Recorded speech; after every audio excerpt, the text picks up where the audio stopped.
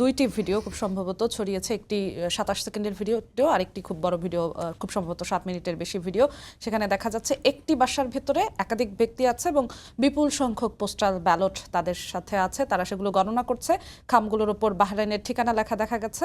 আজকে যখন নজরুল ইসলাম খান গিয়েছেন তিনি তখন সাংবাদিকদের বলেছেন বাহরাইনের একটি বিশেষ রাজনৈতিক দলের নেতারা পোস্টাল ব্যালট হ্যান্ডেল করছেন। বিশেষ রাজনৈতিক দল বলতে খুব সম্ভবত তিনি জামাতকে বুঝিয়েছেন এবং নির্বাচন কমিশনের কাছে তারা জানিয়েছেন যেন আইনি ব্যবস্থা নেওয়া হয়।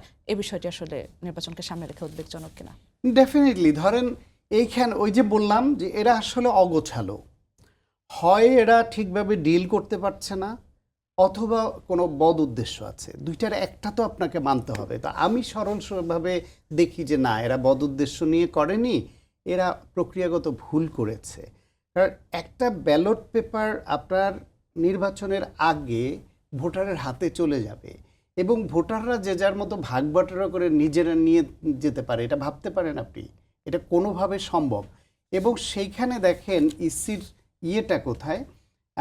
আজকে এটা নিয়ে সাংবাদিকরা প্রশ্ন করার পরে ইসির সচিব যে আক্তার আহমেদ সাহেব, উনি বিষয়টা ব্যাখ্যা করে বলছেন এইভাবে, ছাত্র জীবনে হোস্টেলে যেমন একটা জায়গায় চিঠিপত্র রেখে যেত একটা টেবিলের ওপরে, আমরা সেখান থেকে নিজেরা নিয়ে নিতাম, সেরকম একটা বক্সে 160টি ব্যালট দিয়ে গেছে। ওই বক্সটা যখন বাংলাদেশি প্রবাসী ভাইয়েরা এসে খুলেছেন 4-5 জন, তখন তারা ওটা ভাগ করে যে আমার পাশের ঘরে ও থাকে, আমি এটা নিচ্ছি, আমি ওটা পৌঁছে দেব। ব্যাপারটা এই রকম। একজন ইসি সচিব তিনি এই বিষয়টাকে সিরিয়াসলি না নিয়ে এরকম একটা মন গড়া একটা ব্যাখ্যা দিয়ে দিলেন। তাকে কেউ বলেছে যে আমরা এইভাবে নিয়েছি? তারপরেই দেখেন সন্ধ্যার সময় ইসি থেকে আবার স্টেটমেন্ট পাঠানো হচ্ছে প্রেসে, বলছে কোনো খামি খোলা হয়নি। তাহলে এই যে ইসি সচিব একবার বলছেন যে নিজেরা ভাগ বাটোয়ারা করে, এর আমার পাশের রুমেও থাকে, আমার পাশের বাসায়ও থাকে, আমি পৌঁছে দিব বলে খুলে নিয়ে গেছে। অথচ ওই ভিডিওতে কিন্তু ভিডিও যে করছে একজনে না করছে যে ভিডিও করে না, ফেসবুকে দিয়েন না, ফেসবুকে দিয়েন না। তার মানে এরা নিজেরা গিয়ে ইচ্ছাকৃতভাবে এইভাবে খুলে নিজেরা ভাগ বাটোয়ারা করে নিয়েছে এবং সেটা গোপন রাখতেও চেয়েছে, কিন্তু যারা ভিডিও করেছে তারা আবার ফেসবুকে সেটা ছেড়ে দিয়েছে। ফলে এইটাও তো ইসির মিসম্যানেজমেন্ট।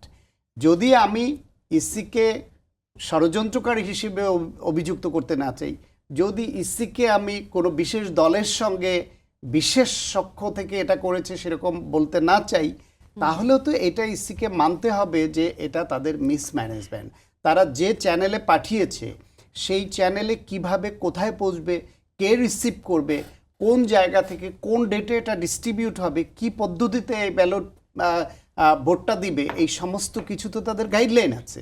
সেই গাইডলাইনের বাইরে এটা গেছে মানে একটা অনিয়ম হয়েছে এবং এই অনিয়মটা খুব গুরুতর অনিয়ম। এটা খুব সাধারণ কোনো অনিয়ম না যেটাকে এইভাবে ব্যাখ্যা দিয়ে উড়িয়ে দেওয়া যায় যে হোস্টেলে আমাদের ছাত্র জীবনে যেরকম ছিল সেরকম। আসলে নির্বাচন কমিশনে যারা যান তারা সম্ভবত এটা বয়সের কারণে কিনা অথবা ওই চেয়ারে বসলে এরকম হয়ে যান কিনা। আমাদের আগের এক সিএসি ছিলেন, ওনাকে মেরুদণ্ডহীন বলাতে উনি চেয়ার থেকে উঠে দাঁড়িয়ে আবার বসে বুঝিয়েছিলেন এই যে আমার মেরুদণ্ড আছে। এইসব হাস্যকর কাজ করেছেন অতীতে। এখন ওনারা এখানে বসছেন, ওনাদের একটু ব্যক্তিত্ব সম্পন্ন আমরা ভেবেছিলাম যে একটু ব্যক্তিত্ব সম্পন্ন হবেন, গুছিয়ে কথা বলবেন, গুছিয়ে কাজ করবেন। ভুল হতেই পারে, সেই ভুলটাকে খুব সহজভাবে তাদের লজিক দিয়ে বুঝিয়ে বলবেন এবং শুধরে নেবেন। কিন্তু এইরকম আগের ইসিদের মতো এরকম ব্যক্তিত্বহীন একই ধরনের কাজ আচরণ কথা যদি ওনারা বলেন, তাহলে ওনাদের প্রতি যে আস্থাটা আমরা রাখতে চাই সেটা কিভাবে থাকবে?